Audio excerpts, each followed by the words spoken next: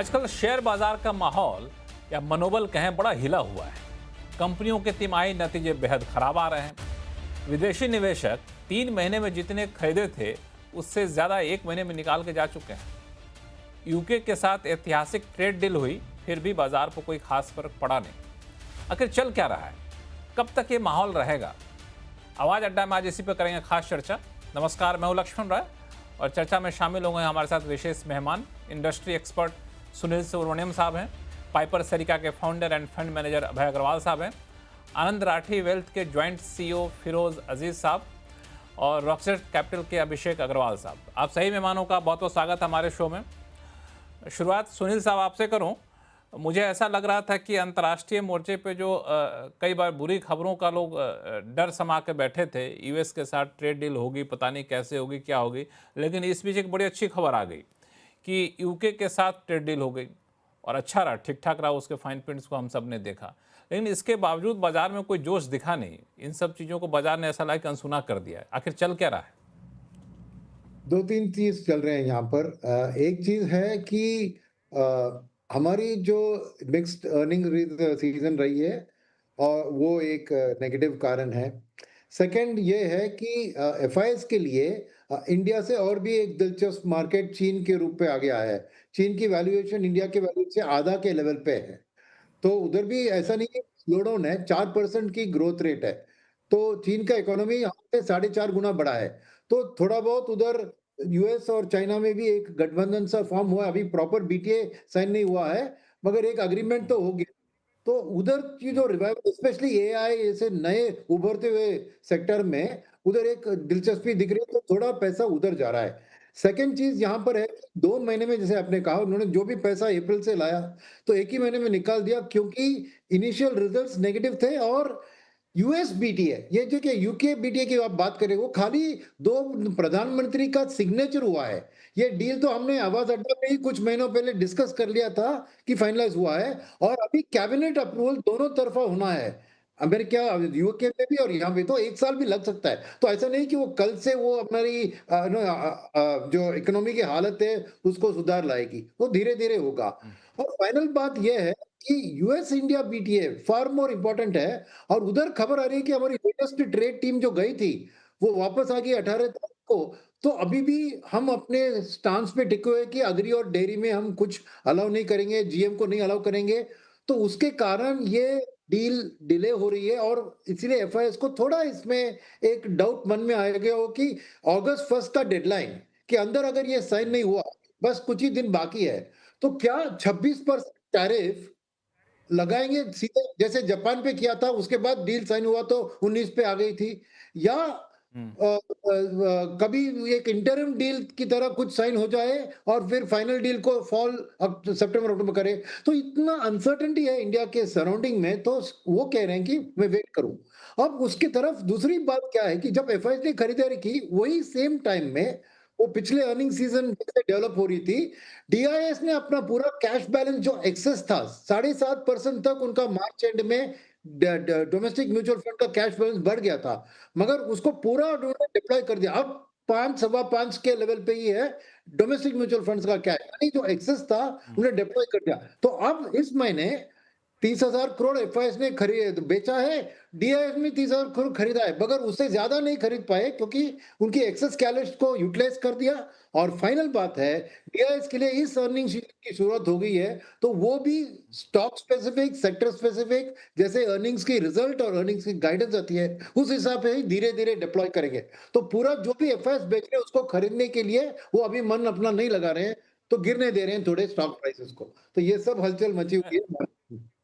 बिल्कुल। दरअसल आपने जो बात कही उससे दो चीज़ें मैं निकाल रहा हूं और ये दोनों सवाल लेके मैं फिरोज अजीज साहब आपके पास आऊँगा। पहली बात कि Q1 की जो अर्निंग्स है, अर्निंग्स अच्छी आएगी इस बात की उम्मीद थी क्या बाजार को, या फिर बाजार पहले से मान के चला? जो कई लोगों से बातचीत हुई थी पहले भी आप लोगों में से, उन्होंने कहा कि नहीं, बहुत अच्छी अर्निंग की उम्मीद नहीं की जा रही है। जब उम्मीद बहुत अच्छी नहीं थी तो खराब आए तो फिर इसका रिएक्शन क्यों? और दूसरी चीज़ कि यूएस का डर अभी बना हुआ है क्या? वो तो इतनी बार बोल बोल के डरा चुके हैं कि लोगों ने डरना बंद कर दिया होगा।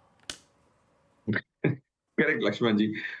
जो पहला सवाल जो आपका है अर्निंग्स पे, देखिए क्या होता है कि अर्निंग्स अच्छी हैं, बुरी हैं, जो अंग्रेजी की शब्दावली है, वो मैं आंकड़ों में देखना चाहूँगा, फिर उसके आधार पे एक निष्कर्ष इंसान पहुँच सकता है।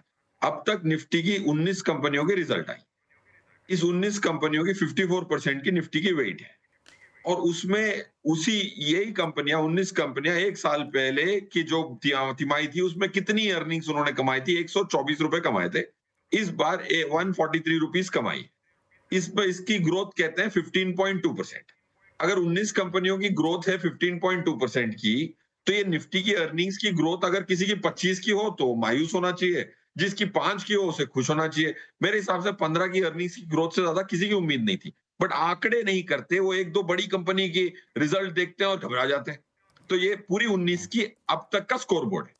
देखिए अगर आप क्रिकेट मैच देख रहे हैं तो आप एक बॉल के आधार पे 3 डॉट बॉल हो गए मैच हार गए ये तो नहीं कह सकते।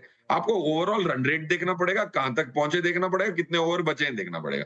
तो अभी भी आपके पास 46% वेट बचा हुआ है आने का। अब मिड कैप में जाऊं, निफ्टी 100 में जाऊं तो उसमें भी 15.1 है।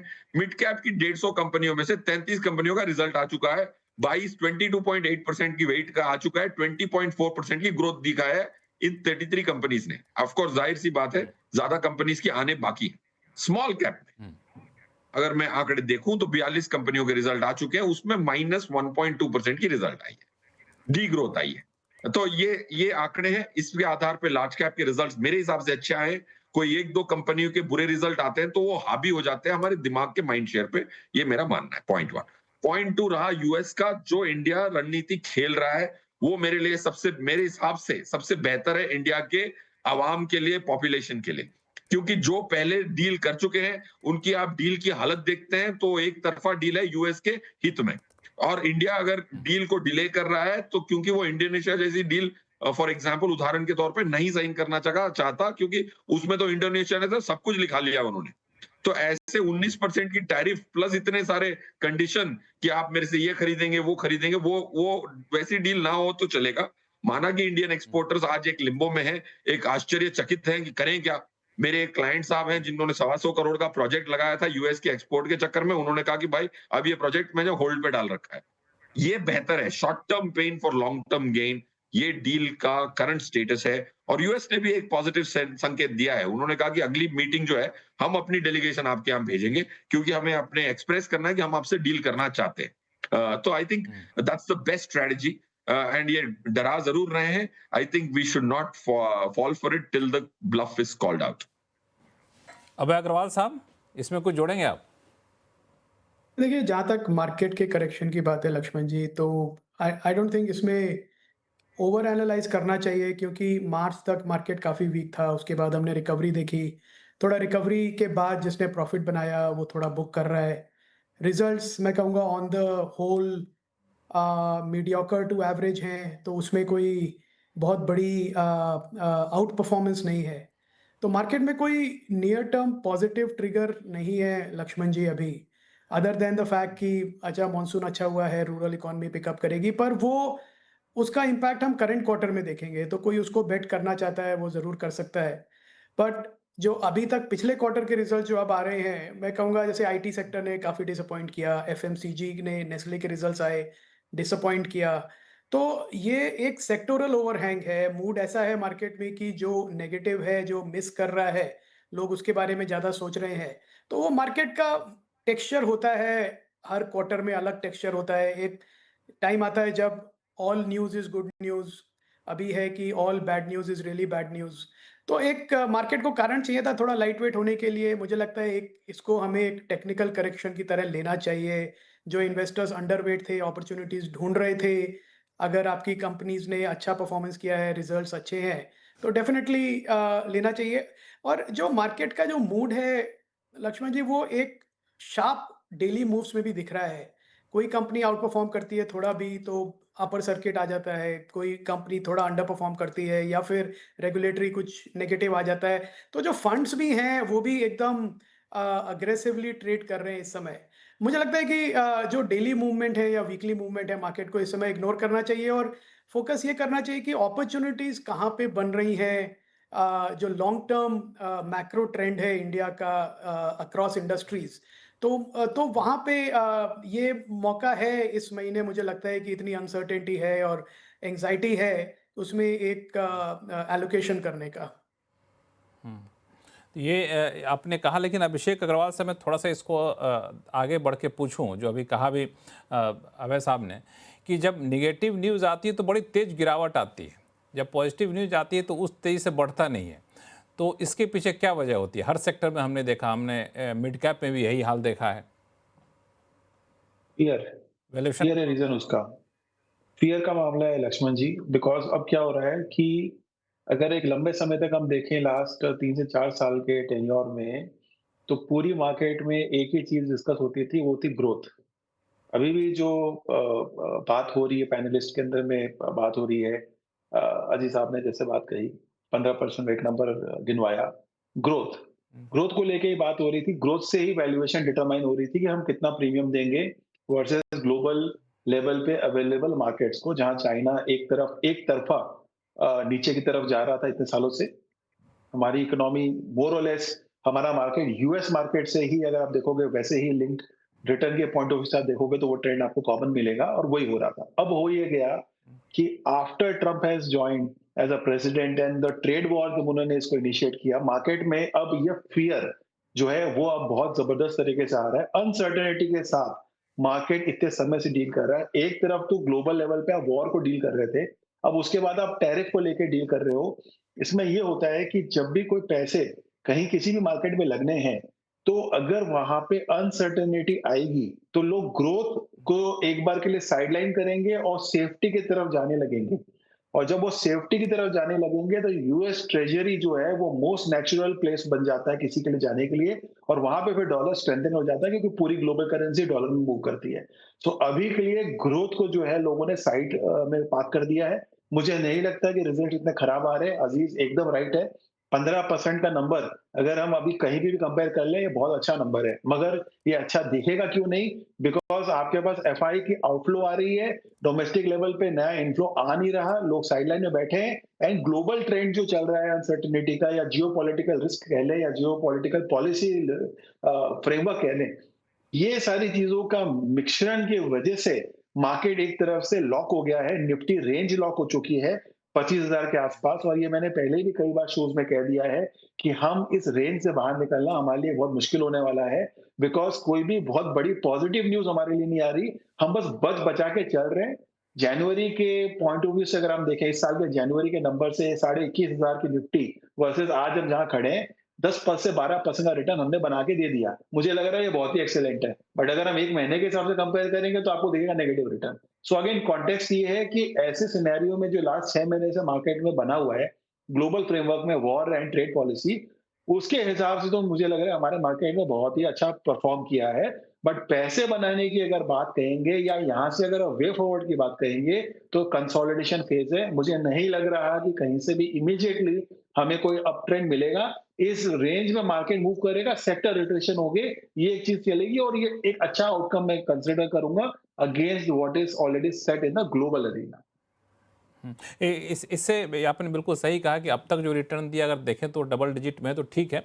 और मुझे लगता है कि फिरोज अजीज साहब की बातों से आप सहमत है कि रिजल्ट को इतना बुरा मत मानिए। हालांकि अभी बहुत सारी कंपनियों को रिजल्ट आना बाकी है। इन्होंने 43% निफ्टी के वेटेज के कंपनियों की बात की, मिड कैप में बहुत सारी कंपनी रिजल्ट आना बाकी है, तो वो एक होप यहाँ पे रहेगा। लेकिन इस बीच जो एक बड़ी खबर आएगी, थोड़ा सा मैं इस पर आप लोगों को फोकस चाहूँगा। हालांकि मार्केट अच्छी नहीं है, इंडिकेशन अच्छे नहीं है, तो मार्केट रिएक्ट किया नहीं, लेकिन लॉन्ग टर्म में इसका इम्पैक्ट आप लोग मार्केट के हिसाब से या फिर लिस्टेड कंपनियों के हिसाब से कैसे देखते हैं? वो है इंडिया यूके ट्रेड डील को लेकर के। सुनील सुब्रमण्यम साहब, हम लोग जो समझ पा रहे हैं वो टेक्सटाइल की कंपनियां हों, लेदर प्रोडक्ट बनाने वाली कंपनियां हों, उन लोगों को एक बड़ा बाजार मिलने वाला है। ये कितना लॉन्ग टर्म में कितना बड़ा बेनिफिशियल मानते हैं इस डील को आप? ये बहुत बहुत बेनिफिशियल है, क्योंकि इंडिया के लिए ये लेबर ओरिएंटेड इंडस्ट्रीज को हमें बिजनेस दिलवाना है, और इसी पे हमारी भलाई है कि क्योंकि हमारी आबादी इतनी है, हमारी यूथ इतने हैं, एम्प्लॉयमेंट की जरूरत है। तो जो भी एम्प्लॉयमेंट ओरिएंटेड, चाहे वो leather, textile, James and jewellery हो, या फिर एमएसएमई ड्रिवन बिजनेसेस हो, इनमें ही एम्प्लॉयमेंट ज़्यादा होता है। तो ये बहुत महत्वपूर्ण चीज़ है कि वहाँ पे हमने करीबन ज़ीरो टैरिफ का एक दिया है। और एक दूसरी बात जो है कि नॉर्मली आईटी सेक्टर इसमें नहीं आती है, बट इस बार आईटी के लिए पॉजिटिव हुआ है कि ये जो यूएस का जो यूके का जो हेल्थ केयर और सोशल सिक्योरिटी सिस्टम होती है, उधर पहले हमारे आईटी प्रोफेशनल्स को वो अलाउड नहीं थे। तो हर कंपनी को अपनी तनख्वाह बढ़ाने की ज़रूरत थी ताकि उनके मेडिकल एक्सपेंसेस और ये एक्सपेंस को टेक केयर करे। अब उन्होंने वो अलाउ कर दिया। तो ये नॉट ओनली आईटी बट जहाँ पे भी फार्मा, जो भी इंडस्ट्रीज़ है, यहाँ प्रोफेशनल्स उधर जाएँगे, उनके लिए बहुत बड़ा बेनिफिट है। सो मेरे लिए ये सर्विसेज़ सेक्टर में भी इसका पॉजिटिव आएगा। और तीसरी बात है कि हमारे लिए बासमती राइस से लेकर हमारे एग्री प्रोडक्ट्स के एक्सपोर्ट्स में भी उधर विंडो ओपन किया है। मानते हैं कि वहाँ से ऑटोमोबाइल और अपना जो लिकर है उसका जो इंपोर्ट अलाउ किया है, बट वो तो एक एचएनआई वाली बात है जो आम जनता यूज़ नहीं करती है। तो मेरे लिए ये इससे अच्छा नहीं हो सकता था डील। मगर मार्केट को अभी मूड में नहीं है कि ये डील की पॉजिटिविटी को आज शेयर प्राइस इंक्रीज में कन्वर्ट करे। तो ये इस मार्केट ने अब्सॉर्ब कर लिया क्योंकि एक डील का अनाउंसमेंट कुछ महीने पहले हो गया था। आज फॉर्मल साइनिंग था। तो शायद आज इसके कारण फॉर्मल साइनिंग के बाद कुछ एक महीने में यूके के पार्लियामेंट से अप्रूवल के बाद ये डील लागू भी होता जाएगा। लेकिन मार्केट के बारे में आप ही लोग कहते हैं, मैं तो सुनता हूँ कि मार्केट फ्यूचर को देख के रिएक्ट करता है, इमीडिएट पे रिएक्ट नहीं करता है। फिरोज अजीज साहब, इस डील से आप कोई क्यों ले रहे हैं इन्वेस्टर के नज़रिए से देखें तो? यस लक्ष्मण जी, देखिए क्या है कि आज की डेट में जो एक्सपोर्ट्स हैं हमारे यूके को, वो बहुत कम परसेंटेज है जीडीपी के मुकाबले। Point one. पॉइंट टू ये है कि उसकी जो ग्रोथ है, वो ग्रोथ की वजह से जो एक्स्ट्रा मार्केट होती है, कैपिटल मार्केट, जैसे हमारे को पैनलिस्ट साहब भी कह रहे थे, ग्रोथ पे आधारित होती है। कोई भी पी मल्टीपल, एक मार्केट की जो पी की एक्सपेंशन होती है ग्रोथ पे होती है, उसको कहते हैं पीजी। तो ये कोई भी सेक्टर को एक नई मार्केट खुलने पे ग्रोथ की एक नेक्स्ट नेक्स्ट टेंजेंशियल ग्रोथ मिलने की संभावना होती है। वो पॉइंट टू है मेरी। तो आई थिंक कैपिटल मार्केट के सर्टेन बिजनेसेस में आपको इसकी ग्रोथ आती दिखेगी। अगर समझो कि आज हम एक लिस्टेड कंपनी हो, हमने भी यूके में एक लाइसेंस मांगा हुआ है, वो उसकी अप्रूवल का वेट कर रहे हैं, तो सडनली मेरे पास एक नई मार्केट हो जाती है। उसमें उस मार्केट से मैं अगर जीरो कमा रहा था रेवेन्यू, और जो भी आती है वो पूरी ग्रोथ होती है, तो मेरे बेस में ऐड करती है ग्रोथ। 3-4-5% की ग्रोथ ऐड करने की कोई भी बिजनेस में संभावना होती है when you open new markets. वो डेफिनेटली हर बिजनेस को नहीं हो सकती। इंडिया की जो कैपिटल मार्केट है, मैं तो कहता हूं कि 500 तक ही सीमित है। पहले 100 को लार्ज कैप, 150 को, उसके बाद के 150 को मिड कैप, और लास्ट 250 को स्मॉल कैप करार दिया जाता है। इसमें से 30, 40, 50 बिजनेसेस को इस डील से फायदा होने की उम्मीद है। पॉइंट 1। पॉइंट 3। पॉइंट 4, ये एक बहुत इंटरेस्टिंग चीज है, प्रोफेशनल मोबिलिटी जो है, यूके की प्रोफेशनल मोबिलिटी। फॉर एग्जांपल, कोई भी प्रोफेशनल हो, आईटी वाला हो, कोई भी क्रिएटिव सेक्टर वाला हो, तो वो उसको इंजीनियर्स हो, मेडिकल स्टाफ हो, उनकी जो प्रोफेशनल मोबिलिटी है, उसकी वजह से जो इंडिया में सर्विस सेक्टर की बेनिफिट आ सकती है, वो एक काफी प्रोजेक्ट बेस्ड डिप्लॉयमेंट्स जिसको कहते हैं, उसका फायदा जरूर हो सकता है। That's one thing which seems unique in this trade deal. अभय अग्रवाल साहब, आपको कोई सेक्टोरल बेनिफिट दिख रहा है यहाँ पे? का फ्रैंकली लक्ष्मण जी कोई बेनिफिट नहीं दिख रहा है। मैं 3 हफ्ते यूके में था और यूके के अपने बहुत अच्छा। बड़े चैलेंजेस हैं और इन्फ्लेशन बहुत हाई है। जैसे? सो इन्फ्लेशन जो है थ्रू द रूफ है इस समय। अनअफोर्डेबल है यूके में रहना, जो रहते हैं वहाँ पे लोग। सोशल सिक्योरिटी का जो बजट है वो गवर्नमेंट मीट नहीं कर पा रही है क्योंकि जो ओल्ड पॉपुलेशन है वो इतनी बढ़ गई है जो डिपेंडेंट है स्टेट पे, कि उसको कैसे उनको जो स्पेंडिंग है सोशल सिक्योरिटी की वो कहाँ से करें। टैक्सेस बढ़े हुए हैं, वैट वैसे ही हाई है, और जो वैट का पहले अगर आप रेसिडेंट नहीं है और आप बाहर जा रहे हैं तो आप उसका क्रेडिट ले सकते थे एयरपोर्ट पे, वो भी बंद हो गया है। फिर एक नॉम डॉम रेसिडेंट ही होती थी कि आप अगर ग्लोबल बिलियनियर हैं तो आपका ग्लोबल इनकम वहाँ पे टैक्स नहीं होगी, वो भी निकाल दी उन्होंने। तो काफ़ी जो बिलियनियर्स हैं वो शिफ्ट कर रहे हैं यूके से बाहर। तो यूके एक बहुत ही ट्रबल्ड सिचुएशन में है इस समय। उनकी इकोनॉमिक पॉलिसी क्या है ना वो उनको मालूम है, और जो ब्रेक्सिट का जो इम्पैक्ट था वो अब और नेगेटिव हो रहा है उनकी तरफ। तो ये जो ट्रेड डील हुई है, ये मुझे लगता है यूके की तरफ से भी एक पुश है कि कुछ करें, कि एक ग्लोबल मार्केट खुले, लार्ज ग्लोबल मार्केट खुले उनके प्रोडक्ट्स के लिए। हमारे लिए भी अच्छा है। वैसे ही इंडिया का जो ट्रेड शेयर है ग्लोबल ट्रेड में वो 1.5% भी नहीं है। तो हमारे लिए तो कोई भी ट्रेड डील अच्छी है फ्रैंकली कि जिससे हमको मौका मिले कि हम अपना शेयर बढ़ा सकें। जो हमारा जीडीपी में अगर 4-5% मार्केट शेयर है ग्लोबली और ट्रेड में सिर्फ 1.5% है तो बहुत बड़ा गैप है। तो उस गैप को ब्रिज करने के लिए ये ट्रेड डील्स करना ज़रूरी है। पर मुझे लगता है कि इसका इम्पैक्ट किन सेक्टर्स पे पॉजिटिवली होगा, किन पे नेगेटिवली होगा, वो एग्ज़ीक्यूशन के ऊपर है। आई थिंक इसको बहुत अर्ली जज करना मुश्किल होगा। जैसे आपने भी कहा बहुत अर्ली जज करना मुश्किल है और करना भी नहीं चाहिए। मुझे लगता है इसका इम्पैक्ट क्या प्ले आउट होता है। Overall I would say sentimentally एक पॉजिटिव है, पर एग्ज़ैक्टली कैसे प्ले आउट करेगा वो आई थिंक थोड़ा देखना पड़ेगा इसको। बिल्कुल। अभिषेक अग्रवाल साहब, आप भी सहमत हैं कि एक निवेशक होने के नाते हम लोग अभी यूके डील को कंसीडर ना करें, फैक्टर इन ना करें अपने इन्वेस्टमेंट चॉइस में? नहीं, ऐसा मेरा व्यू नहीं है। मेरा थोड़ा यहाँ पे डिफरेंस है इस तरह से कि मुझे लग रहा है कि सर्टेन लेवल चीज़ों पे इम्पैक्ट है। जैसे कि अगर आप बात करें टेक्सटाइल की, ये one of the most discuss subject रहा हुआ है लॉन्गेस्ट पीरियड ऑफ टाइम में, जहाँ पे बांग्लादेश या कंबोडिया को एडवांटेज था हमारे ऊपर in terms of the tax duty. पहले 8 से 12% की ड्यूटी लग रही थी टेक्सटाइल वालों के ऊपर, कंपनीज के ऊपर, इंडिया वालों की। वर्सेस जो ये थोड़े lesser known countries but they were getting the benefit. अब हमारे पास लेवल प्लेइंग फील्ड आ गई है। तो जिसकी वजह से एनीवेज हमारे पास सुपीरियर एक एक्सपोर्ट लेवल की कैपेबिलिटी तो थी, बट ड्यूटी के डिफरेंस की वजह से हम मिस कर रहे थे। अब हम उसको कैप्चर कर पाएंगे एंड यूके एक रूट है यूरोप के लिए। तो हम अगर यूके थ्रू जाते हैं तो फिर हमें एक्सेस बाकी यूरोपियन कंट्रीज का मिलता है। So textile definitely is one big beneficiary out of this. And अगर आप ओवरऑल देखेंगे तो as per the projected terms even in the past, ऐसा लग रहा है कि जो आज की डेट में हमारा टोटल एक्सपोर्ट टेक्सटाइल में है वो यहाँ से डबल हो जाएगा 5 साल में, इसी बेसिस पे। And not because of any new demand, but only because of the duty and taking the market share from different countries. Second part मुझे लग रहा है जेम्स एंड ज्वेलरी, जहाँ पे काफी बड़ा मूव जो है गवर्नमेंट ने किया है एंड वहाँ पे भी हम जो है एक काफी बड़ा एडवांटेज देखेंगे। ऑलरेडी करीबन करीबन $400 मिलियन के आसपास का एक्सपोर्ट हमारा इंडिया का यूके की तरफ है। और अभी क्योंकि सिल्वर और बाकी जगह पे इन्होंने जीरो ड्यूटी कर दी है, मुझे लग रहा है ये नंबर भी सब्सटैंशियली बढ़ जाएगा। तीसरा है auto components and engineering goods. यहाँ पर भी कुछ जगह पे यूके के पास अपनी एडवांटेज है, हमारे पास हमारी है। तो जो शेयरिंग पार्ट है बिटवीन द टू कंट्रीज वो एक स्ट्रेटेजिकल होगा। One of the reason you can imagine कि लैंड रोवर और जैगुआर यूके बेस्ड कंपनी है जो इंडिया ने टाटा ने टेक ओवर की थी एंड अभी भी वहां पे वो बेस स्ट्रॉन्ग है, जहाँ पे ग्लोबल लेवल पे हम काफी बड़ा एक्सपोर्ट चाइना के लिए करते हैं। सो कुछ ना कुछ critical technology transfer and component की जो एक एडवांटेज एक नेचुरल कंट्री में उस लोगों की होती है वो हमें एक ड्यूटी फ्री एक्सेस पे मिलेगी। सो कई सारे एडवांटेज है। 99% ऑफ द आइटम को इस तरह से ड्यूटी फ्री करना एक हिस्टोरिक मूवमेंट है, इसे हम नजरअंदाज नहीं कर सकते।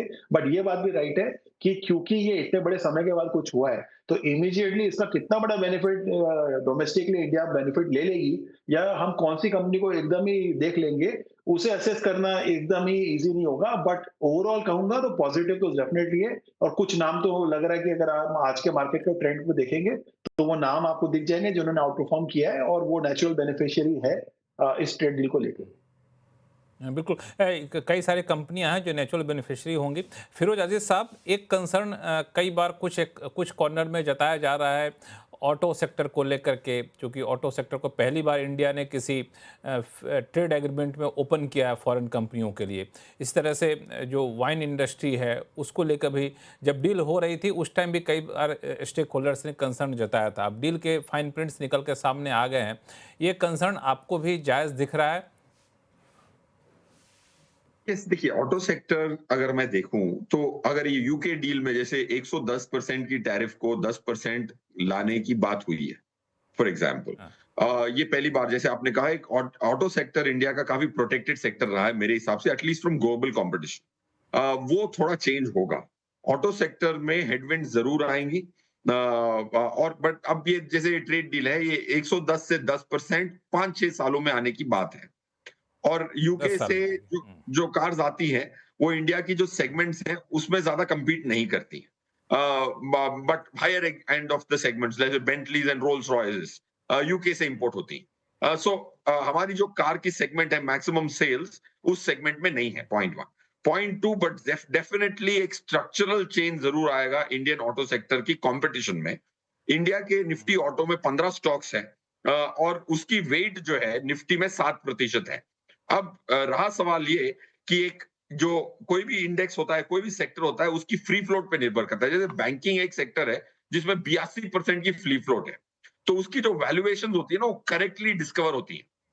ऑटो सेक्टर में फ्री फ्लोट है करीबन 52-53% की, 46-47% प्रमोटर ने होल्ड कर रखा है। तो ऐसे सेक्टर जहां 50% फ्री फ्लोट हो, 50 प्रमोटर हो, तो उसमें इतना इम्पैक्ट, इतनी वॉलेटिलिटी देखने को नहीं मिलती शॉर्ट टर्म में, because the price discovery is not as efficient as a sector where there is maximum free float. Hmm. नहीं तो यहाँ पे एक चीज़ अगर आपसे पूछूं कि ऑटो सेक्टर में खास तौर से हाई एंड गाड़ियाँ बनाने वाली कंपनियाँ जो हैं उनसे थोड़ा सा वहाँ पे आपको कुछ चेंजेस नज़र आएगा या फिर हमारी कंपनियाँ अपना फोकस शिफ्ट करेंगी?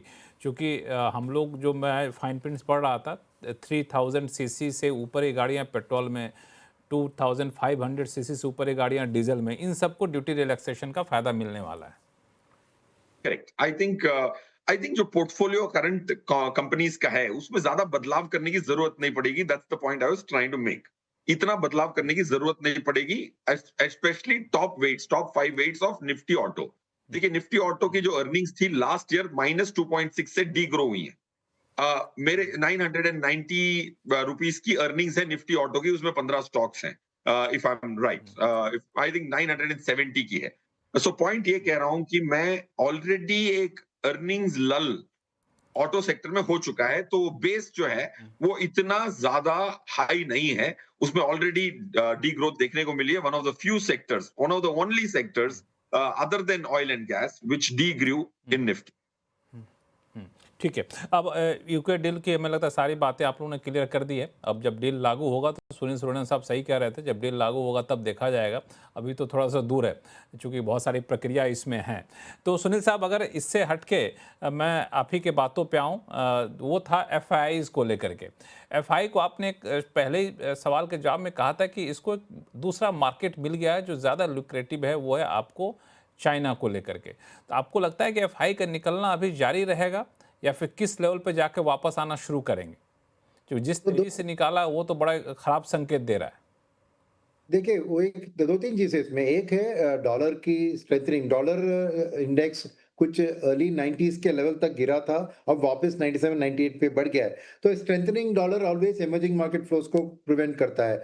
मगर अगर रेट कट हो जाए, अभी तक ट्रंप भयंकर दबाव डाल रहे हैं पवेल के ऊपर कि रेट कट करो, करो, करो। तो अगर कुछ भी इंडिकेशंस आती है एक रेट कट का, तो डेफिनेटली उसका पॉजिटिव इम्पैक्ट एफआई फ्लोज में आउटसाइड दिखेगा, क्योंकि डॉलर की थोड़ी वीकनिंग उसके साथ आएगी। तो पहला ट्रिगर एफआई फ्लोज को आने के लिए, इमर्जिंग मार्केट फ्लोज के लिए ही आपको एक रेट कट की उम्मीद उधर, उसके साथ आपको एक डॉलर की वीकनिंग की साइन दिखनी चाहिए। सेकंड, जो मैंने कह रहा था कि उनको थोड़ी अपनी मार्केट में करेक्शन की जरूरत है वैल्यूएशंस। आप देखें तो मेरे ख्याल में एक कॉन्ट्रा व्यू है आईटी सेक्टर का, क्योंकि मैंने देखा वाईटीडी पे देखें तो करीबन 22% का अंडर परफॉर्मेंस इंडेक्स है कंपेयर टू निफ्टी का। तो शायद आईटी सेक्टर में एफआईज तो खरीद रहे नहीं थे और डोमेस्टिक भी उससे दूर रह रहे थे, तो एक करेक्शन हुआ है। तो शायद उनकी वापसी आएगी इन सेक्टर में जहां पे उनको वैल्यूएशन का उतना दिक्कत नहीं हो इंडिया में, शायद वो आईटी बन सकता है। तो आने वाले दिन में मैं समझूंगा कि एक buy on dips contra strategy IT में अपना सकते हैं। मानते हैं कि आज की खबर, क्योंकि इन्फोसिस, टीसीएस, उनकी आउटलुक्स अच्छी नहीं थी, मगर mid and small cap companies की नंबर्स एक्चुअली अच्छी आई है। तो यहाँ पर मैं कह रहा हूँ कि वैल्यूएशन में थोड़ी एक उनको कंफर्ट मिलने की जरूरत है, जो कई और सेक्टर्स में नहीं है। उन्होंने कहाँ बेचा है? आईटी को, एफएमसीजी को बेचा है। तो शायद वो सेक्टर में वापसी उनका देख सकते हैं। मगर जैसे मैंने कहा, यहाँ पर उनके लिए, इंडिया के लिए पॉजिटिव, वो बीटीए के बारे में कुछ अच्छी खबर की जरूरत है, ताकि वो वापस इंडिया में निवेश करे। तो वो मैं ट्रिगर।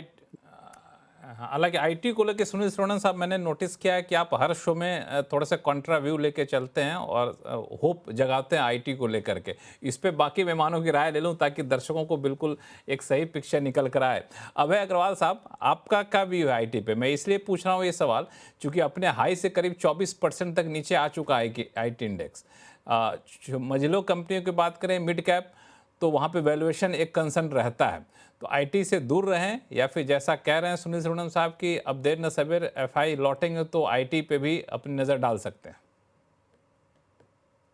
काफ़ी समय से बात कर रहा हूँ और हमारा अंडरवेट है मॉडल पोर्टफोलियो में 2 साल से, और वो इसलिए कि एक जो बिजनेस में स्ट्रक्चरल प्रॉब्लम है और जो मैनेजमेंट है इन कंपनीज का वो उनको एड्रेस नहीं कर रहा है।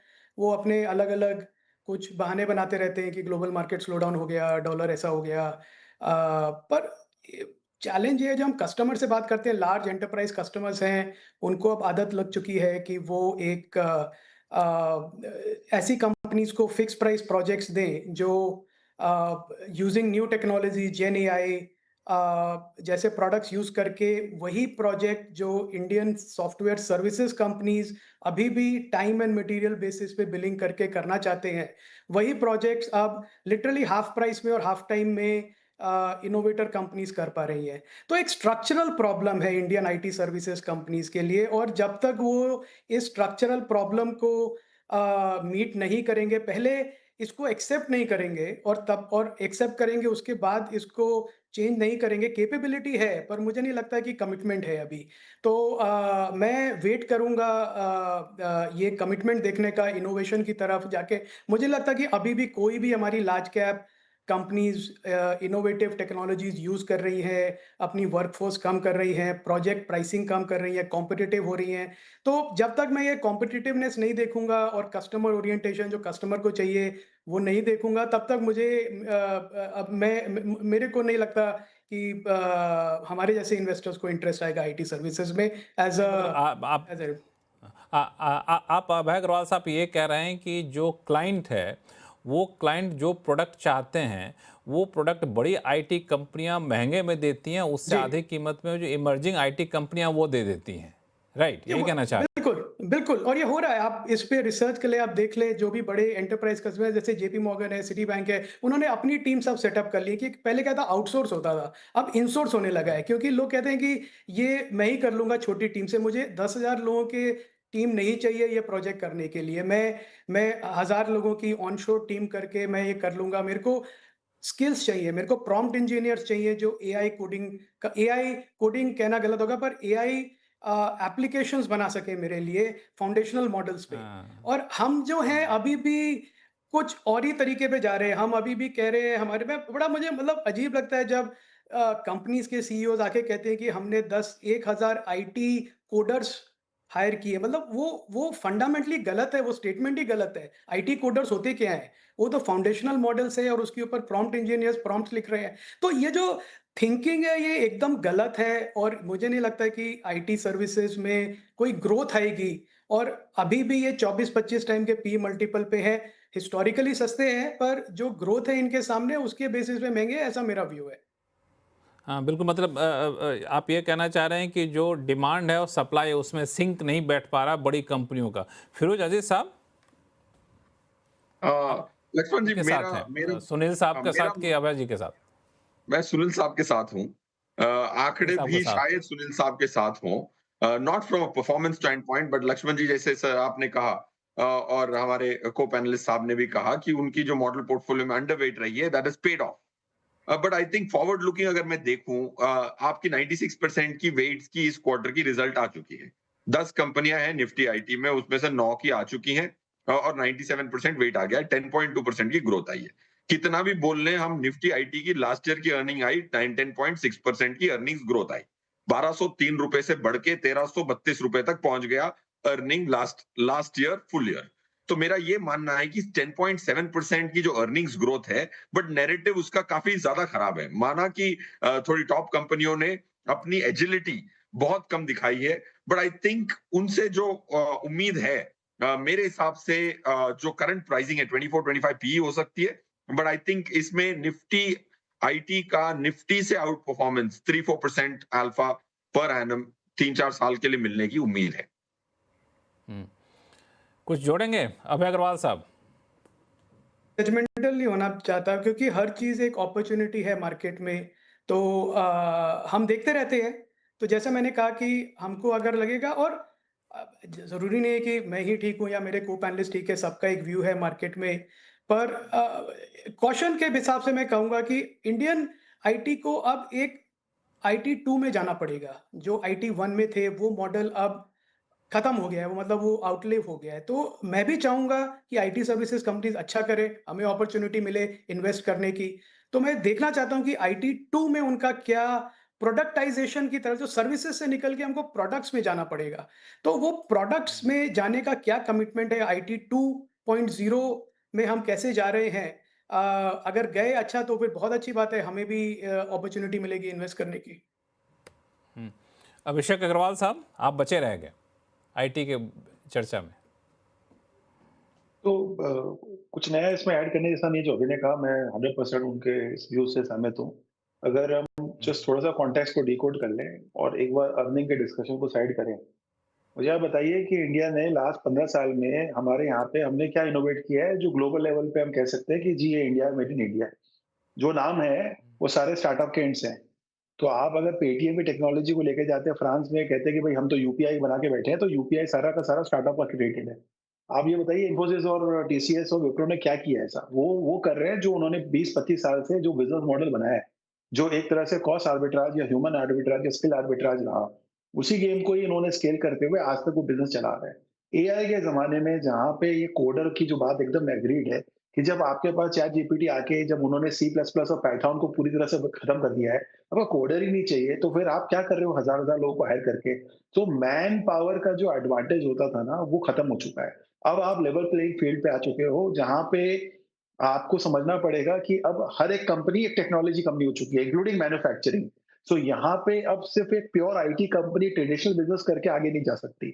और अभी जो अर्निंग्स आ रही है, मुझे तो लग रहा है बेस्ट एवर अर्निंग्स आ रही है। इसके बाद तो 10% का भी अगर नंबर मेंटेन करना पड़े तो इनको बहुत मेहनत करनी पड़ेगी, या करेंसी के डेप्रिसिएशन को ही वेट करना पड़ेगा, तब जाके कुछ होगा। Because unless you are not moving towards productization, आप कुछ नहीं कर सकते। आप निविडिया को देखिए कहाँ से कहाँ वो कंपनी पहुंच गई है 5 साल में। क्या उन्होंने सुपर कंप्यूटर बना लिया। आप देखिए डेटा सेंटर किस तरह से धड़ाधड़ खुल रहे हैं और कहाँ पे, तो सारी गेम एआई की तरफ जा रही है और वही रियलिटी है। और हम लोग अभी फिलहाल थोड़े स्लो है।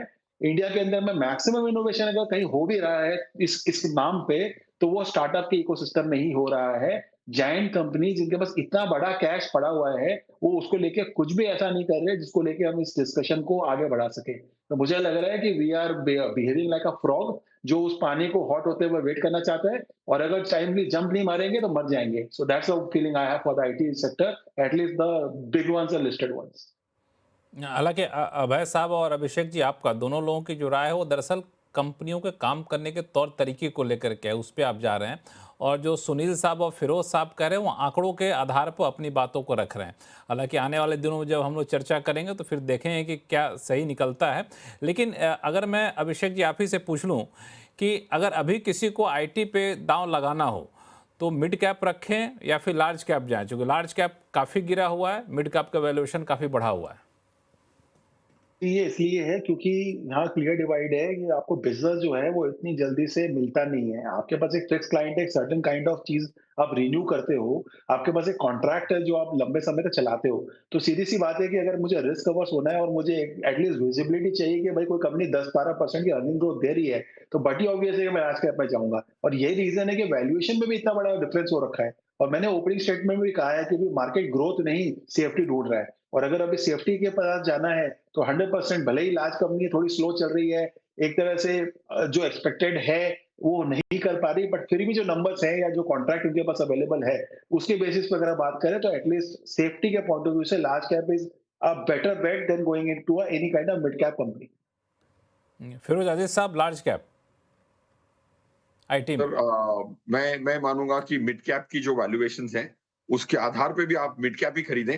लार्ज कैप की जो एजिलिटी है वो काफी कॉम्प्रोमाइज्ड है। बिल्कुल जो ये शिकायत दोनों हमारे के पैनलिस्ट साहब ने कही है, वो ऑफ कोर्स जाहिर सी बात है, आपको भी गुस्सा आएगा यार, क्या कोई इनोवेशन नहीं, इतने कैश पाइलों पे बैठे हुए हो, आप थोड़ी भी रिस्क नहीं लोगे तो शेयर होल्डर की वैल्यू कैसे बिल्ड होगी। I think I will vote for the mid cap space. Sunil Surdan साहब।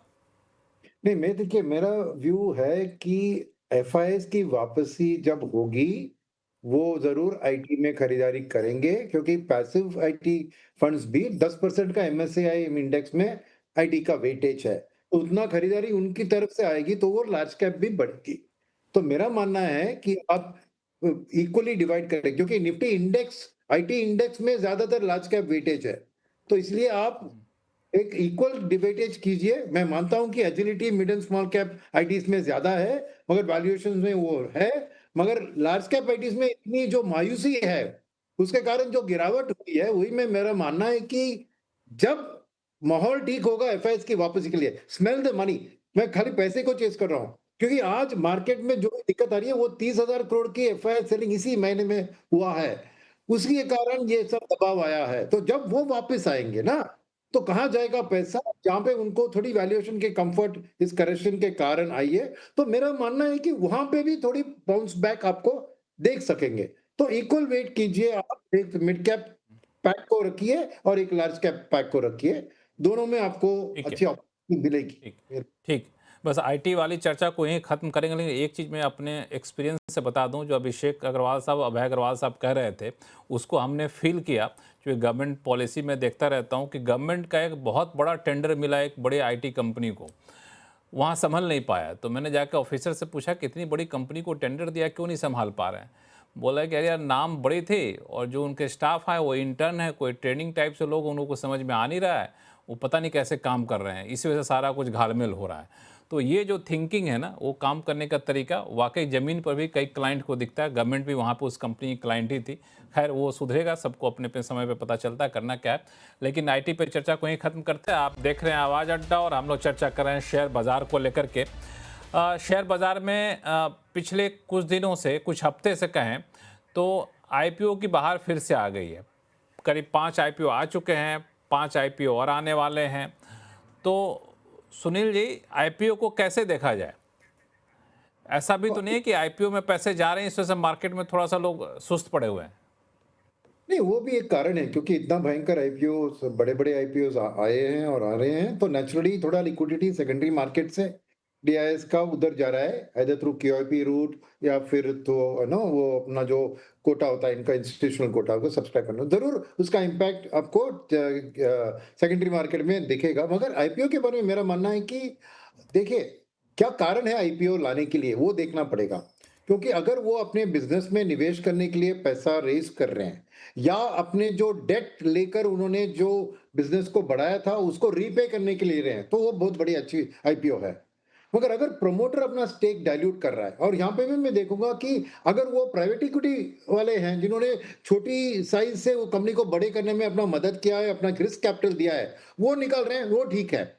सेकेंड, अगर कंपनीज ने ज्यादातर अपने एम्प्लॉइज, सीनियर एम्प्लॉइज को एक स्टॉक ऑप्शंस देके बिजनेस को बढ़ाया, तो उनको भी एक आउट देने के लिए एक प्राइवेट कंपनी आज पब्लिक लिमिटेड होकर उनको एक कैश आउट करने की ऑप्शन दे रही है, वो भी ठीक है। मगर अगर प्रमोटर इन वैल्यूएशन को देकर कैश आउट कर रहा है अपना पैसा, तो मेरे लिए वो एक वार्निंग सिग्नल है। तो मैं ये सब चीज स्टडी करूंगा हर आईपीओ के बारे में। और फाइनली बात यह है कि अगर वो आईपीओ आ रही है, वो नए उभरते हुए बिजनेस में आ रही है, तो जरूर आपको पेश होना चाहिए उसमें, क्योंकि ये पहले नहीं थी कैपिटल मार्केट्स में, अब आ रही है, तो ये नया अपॉर्चुनिटी है। तो ये सब इन सब मायने से मैं देखूंगा और फिर चुनूंगा आईपीओ की सब्सक्रिप्शन। फिरोज साहब, आपका पैमाना क्या होता है? मेरा पैमाना दो तीन पॉइंट होते हैं। देखिए, इंडिया की जो प्रोमोटर होल्डिंग्स हैं बहुत ज्यादा है। तो मैं तो एसएनपी में 90% कंपनियां जो हैं वो 90% से ज्यादा फ्री फ्लोट में हैं। इंडिया में सिर्फ 6% है, एनएससी 500 में 6%, 30 कंपनियां हैं जिसकी 90% ज्यादा की फ्री फ्लोट है। तो ये जो प्रोमोटर का बहुत इंडियन कॉन्सेप्ट है। तो मुझे तो खुशी होती है अगर रीजनेबल वैल्यूएशन पे एक प्रोमोटर अपनी लिक्विडिटी को मार्केट में डाल सके, वरना एसेट बबल्स जरूर होंगी। देखिए, अगर हमारी एनएससी 500 की 500वीं कंपनी का 500 मिलियन का फ्री फ्लोट है, राइट, तो मुझे बड़ा दुख होता है कि यार 140 करोड़ लोगों के देश में 500 मिलियन डॉलर की कंपनी 500वीं कंपनी हो गई। तो पॉइंट ये कहना चाहता हूं कि आईपीओ एक जरिया है एक अच्छा पेपर मार्केट में लाने के लिए, but at a fair valuation. तो आईपीओ में बहुत अलग अलग किस्म के आईपीओ आते हैं, बहुत वेरिड वैल्यूएशंस होती हैं, थोड़ी जिसपे टेबल पे पैसा छोड़ा जाता है। आप देखें, एक दो अनलिस्टेड में जो ट्रेड होते थे एक्टिवली, उनकी अभी लिस्टिंग हुई है। उसमें ऑलमोस्ट अनलिस्टेड मार्केट में एक शेयर का भाव चल रहा था 1100, बट उसी शेयर का आईपीओ आया 700। अब बोर्ड को तो पता ही था कि यार 1100 में ट्रेड हो रही है, फिर भी उन्होंने कहा कि भाई 700 में मुझे रिटेल निवेशक को ये अपना माल देना है। So those are kind of IPO you will subscribe to. तो मेरा ये मानना है कि आईपीओ अच्छी चीज होती है, प्रमोटर की डाइल्यूशन भी अच्छी चीज होती है अगर फेयर वैल्यू पे हो। That's point 1। पॉइंट 2, जब भी आईपीओ हो आपको आईपीओ को इस नजर से देखना है कि वैल्यूएशन ठीक रखी है कि नहीं। वैल्यूएशन अगर ठीक हो तो ये स्टॉक को एक्यूमुलेट करने का बहुत अच्छा जरिया होता है। क्योंकि अगर पैसे टेबल पे छोड़े जाते हैं तो आपको एक रिस्क सीमित सा लगता है। अगर 700 रुपए में आपको माल मिल जाता है, 1000 पे लिस्टिंग होती है, तो आपको पता है कि ये रिस्क 300 की आपके बफर बन गई, उसको लॉन्ग टर्म होल्ड करें। बट इंडिया में पहले 2 घंटे में वॉल्यूम आईपीओ में इतनी होती है कि जितने शेयर डाले थे प्रमोटर ने उतने ट्रेड हो जाते हैं। तो इंडिया में लोग स्पेक्यूलेशन करते हैं आईपीओ से, शॉर्ट टर्म गेन्स के लिए आईपीओ करते हैं। वो ना करें, अच्छे आईपीओ को लें, उसको पकड़ के रखें अगर वैल्यूएशन ठीक है। इंटरेस्टिंग बात कही कि हम लोग यहाँ पे शॉर्ट टर्म गेन के लिए आईपीओ को यूज़ करते हैं। लोग कहते हैं कि सवाल ही पूछते हैं कि लिस्टिंग गेन कितना होने वाला, लोग वहीं से सवाल ही शुरू करते हैं। अभय अग्रवाल साहब, आप किस तरह से आईपीओ के लिए अपने लोगों को सलाह देते हैं या फिर कैसे चुनते हैं कि कौन से आईपीओ में लगाना है कि नहीं लगाना है? देखिए, एट अ हाई लेवल मैं कहूँगा IPO market, robust IPO market बहुत ज़रूरी है हमारे कैपिटल मार्केट के ग्रोथ के लिए। क्योंकि अगर हम चाहते हैं कि $5 ट्रिलियन के मार्केट कैप से हम 10 ट्रिलियन के मार्केट कैप की तरफ जाएँ, तो वो सिर्फ़ जो लिस्टेड कंपनी है वो उतना मार्केट कैप नहीं बना सकती। बहुत ज़रूरी है कि उसमें से $1-2 ट्रिलियन ऐसी कंपनीज़ बनाएँ जो नई लिस्टिंग हो रही है। दूसरा मैं कहूँगा कि जो हमने देखा है, overall quality of companies that are listing is pretty good. एक ज़माना था जब आईपीओ मार्केट से लोग डरते थे कि ये मैनिपुलेटिव मार्केट है, पर आई थिंक जितना सेबी ने गार्ड रेल्स क्रिएट किए हैं ओवर द इयर्स, प्लस जो मार्केट में भी मैच्योरिटी आई है स्पेशली विद डीआईआईज़, तो जो हम देख रहे हैं एक कॉर्पोरेट मैच्योरिटी भी है कि अच्छी कंपनीज़ आके लिस्ट हो रही हैं और रिस्पॉन्स उनको अच्छा मिल रहा है। अ, हमारी स्ट्रैटेजी लक्ष्मण जी इसमें ये है एज़ अ फंड कि हम आईपीओ जब कंपनी आती है तो हम उसका डीप रिसर्च करते हैं, अंडरस्टैंड करते हैं कि क्या बिज़नेस है। पर आईपीओ में पार्टिसिपेट कम करते हैं क्योंकि उस समय एक ये डर रहता है कि आईपीओ को के लिए कंपनी को जो बैंकर्स हैं, उनके प्रमोटर्स हैं, एक अच्छी तरह से सजा के उसको मार्केट करते हैं। तो एक पूरी दुनिया में सबको मालूम है कोई इन्फॉर्मेशन एसिमेट्री नहीं है उस समय कि कोई फंड मैनेजर आर्बिट्राज कर सके। तो आई थिंक और उसके बाद क्या होता है, 1 महीने बाद एक एंकर बुक का सेलिंग खुलता है, फिर 6 महीने बाद एक और सेलिंग खुलता है, फिर 1 साल बाद एक और प्री आईपीओ शेयर होल्डर्स का सेलिंग खुलता है। तो रियल सप्लाई आती है लगभग 1 साल तक आईपीओ होने के बाद। तो हमारा ये स्ट्रैटेजी रहती है कि आईपीओ में हम रिसर्च कर लें, समझ लें, फिर 4 क्वार्टर उसका रिजल्ट्स देख लें कि क्या वो रिजल्ट्स एक टाइम पे अच्छे थे या 2 क्वार्टर के लिए अच्छे थे प्री आईपीओ, कि अब कंटिन्यूअसली कंपनी ग्रोथ की तरफ जा रही है, मैनेजमेंट कमेंट्री क्या है। और फिर साल भर बाद जब सारे लॉक इन खुल जाएँ, तब मुझे लगता है एक फेयर वैल्यू मार्केट में एस्टैब्लिश होती है, जो एक एस्ट्यूट लॉन्ग टर्म इन्वेस्टर्स को एक अपॉर्च्युनिटी देती है कि वो पार्टिसिपेट करे ना करे। तो मुझे लगता है as a long term investor also जो हाइप में ना जाके आप 1 साल ट्रैक करें उस कंपनी को और उसके बाद पेशेंटली उसको ऐड करें, तो मेरे ख्याल से हिसाब से वो एक अच्छी स्ट्रैटेजी रही है इन्वेस्टर्स के लिए। तो थोड़ा-सा मतलब इंतज़ार कर लें, वैल्यूएशन प्रॉपर आ जाए तब लगाएँ, तो आपके लिए आपको लगता है कि ज़्यादा अच्छी स्ट्रेटजी होती है। अभिषेक अग्रवाल साहब, जो आईपीओ आ रहे हैं वहाँ भी यही स्ट्रेटजी अपनाई जाए? देखिए, आईपीओ में हो बड़ा सिंपल सा रहा है, जहाँ पैसे बनते हैं लोग वहीं चले जाते हैं। अगर हम ये डेटा को ये थोड़ा सब जगह होगा, स्टिमुलेट करें। जहाँ पैसे बने वो हाँ, लोग वहीं जाएँगे। हाँ, बट यहाँ पे स्पेसिफिकली अगर हम इंडियन मार्केट में लिस्टेड सेकेंडरी मार्केट में जो ऑलरेडी ट्रेड हो रहे हैं वर्सेस जो अभी नई लिस्टिंग हो रही है, उसमें फ़र्क ये है कि 27 कंपनियां आउट ऑफ 30 कंपनियां जिन्होंने आईपीओ लेके आए, उनके इशू प्राइस से ऊपर जो है कंपनियां लिस्ट हुई, और इन कंपनियों में ऑन एन एवरेज इन्वेस्टर्स ने 25% का रिटर्न बनाया है। जबकि अगर आप उसी निफ्टी को आप पकड़ लें तो निफ्टी का रिटर्न करीबन करीबन जो है वो 6% के आसपास रहा है। तो 6% की एग्जिस्टिंग कंपनियां जो खड़ी है निफ्टी में वर्सेस आप और अगर बात कर रहे हो 25%। वहां है, तो एक तो ये है कि एवरेजली आप वही जो अजीज भी कह रहे थे कि यहाँ पे एक तरह का मैनिपुलेशन कह लें या जैसा भी आप कह लें कि वॉलेटिलिटी मिलती है, पैसा बनाने का मौका मिलता है, शॉर्ट टर्म ट्रेडर है, कोई भी नाम आप लेके कूद जाइए, बट अल्टीमेटली लोगों ने इसको देख के ही पैसे लगाने हैं और इसी रीजन से ट्रेंड चल रहा है। इंटरेस्टिंग बात ये है, 2 साल पहले पूरे साल में मतलब 24 की बात कर रहा हूँ, 76 आईपीओ मेन बोर्ड में आए थे। 25 में जो आज तक हम देखे तो 80, और शायद इसी साल के 6 महीने में 120। तो जो मैडनेस चल रही है मेरे हिसाब से बहुत बड़ी है, और अगले second half of the year में तो $30 बिलियन के आसपास का नया जो है यहाँ पे अभी रेस करेंगे, जिसमें LG India Tata capital, grow जैसी कंपनी आएंगी। तो मुझे लग रहा है कि ये ट्रेंड तो अभी चल रहा है, एंड क्योंकि पैसे बन रहे हैं इसलिए लोग आ रहे हैं। But again I would consider this as to be more of trading nature rather than a fundamental investment level. तो मेरी इतनी ही लिमिटेड इसमें राय रहेगी। तो मतलब ये अपने सब लोग मोटा मोटी इस राय पे सहमत है कि ट्रेडिंग अपॉर्चुनिटी के तौर पे लोग ज़्यादा आईपीओ को देखते हैं, तो ये ध्यान में रखना चाहिए जब आप निवेश करने जा रहे हैं। तो एक चीज़ और जो हम लोग शो का समय 5-6 मिनट का बचा हुआ है कि आजकल हम लोग एक नया ट्रेंड देख रहे हैं कि जो न्यू एज कंपनियां हैं वहाँ पे अच्छी खासी रौनक वहाँ पे देखने को मिल रही है। मुनाफा भले ही कम है लेकिन उनका वैल्यूएशन काफ़ी ज़्यादा बढ़ गया है। तो इसके पीछे क्या वजह है, लोग क्या सोच रहे हैं, उनके फ्यूचर अपना देख रहे हैं फिरोज अजीज साहब? देखिए, सबका आंसर अलग है। अब थोड़ी कंपनीज जो हैं उनकी साइज की वजह से इंडिसेस में आ गई हैं। अब देखिए, जैसे निफ्टी में 4 कंपनियों का बदलाव हुआ है लास्ट 1 साल में। तो अब 4 कंपनी में से एक कंपनी है जो लॉस मेकिंग कंपनी थी और वो आ गई निफ्टी में। अब निफ्टी में 8 लाख करोड़ का एयूएम, ईपीएफओ का सबसे ज्यादा एयूएम है एसबीआई और यूटीआई के माध्यम से। तो अगर आप 2% भी लगा लें वेट, ओके, तो क्या होता है कि आपको 16,000 करोड़ का माल खरीदना है। और काफी सारे एफआईआईज हैं, शॉर्ट टर्म एफआईआईज, जो इंडेक्स को फ्रंट रन करते हैं। ये रियलिटी है। तो मैं ये क्या कह रहा हूँ कि लॉस मेकिंग बिजनेसेस में पैसिव की इन्वेस्टमेंट्स पहले आती है, उसकी वजह से प्राइस मोमेंटम आता है, प्राइस मोमेंटम की वजह से ट्रेडर आ जाता है, ट्रेडर सब देख के फिर एक एक्टिव फंड मैनेजर को बोलता है मैं क्या मिस कर रहा हूँ, फिर वो लॉस मेकिंग कंपनी को भी जस्टिफाई कर लेता है, फिर अपने पोर्टफोलियो में खरीदता है। तो ये जो सेल्फ फुलफिलिंग प्रोफेसी है ना, इसकी वजह से काफी सारे लॉस मेकिंग बिजनेसेस जिनके 450 की पीई है, वो निफ्टी में घुसे होते हैं।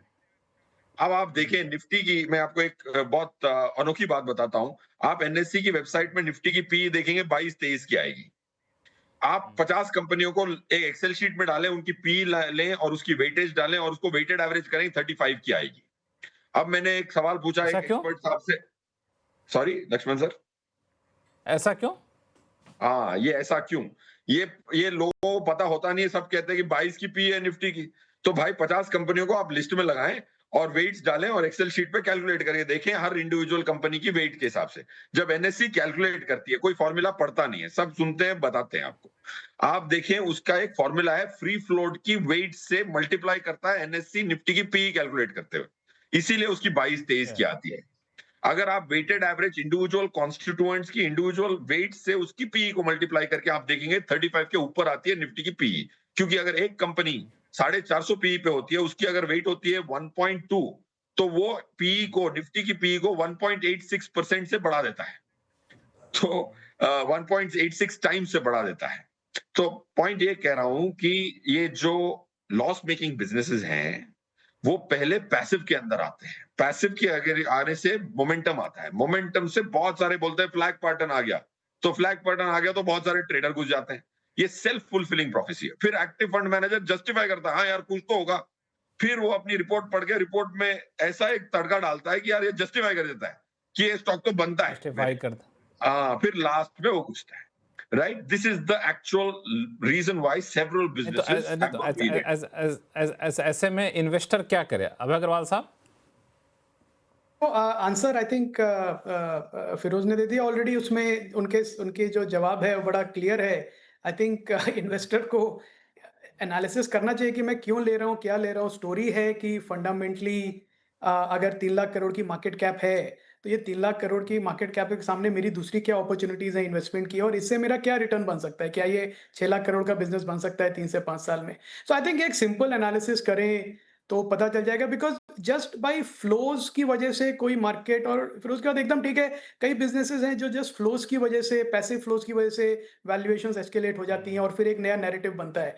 आई थिंक इस मार्केट में इन्वेस्टर्स को बहुत ही केयरफुल रहने की जरूरत है कि बहुत ही केयरफुल रहने की जरूरत है। मतलब स्टोरी जो है वो तो बनती रहेंगी, उसके पीछे क्या है सब्सटेंस, वो देखना बहुत जरूरी है। वो जानना बेहद जरूरी, क्योंकि शो का समय यहीं पे खत्म हो रहा है, लेकिन दिलचस्प तरीके से चर्चा यहाँ पे हो रही थी। आप सही मेहमानों का बहुत बहुत धन्यवाद हमारे शो में जुड़ने के लिए। आवाज़ अड्डा में फिलहाल इतना ही। देखते रहिए CNBC आवाज़। नमस्कार।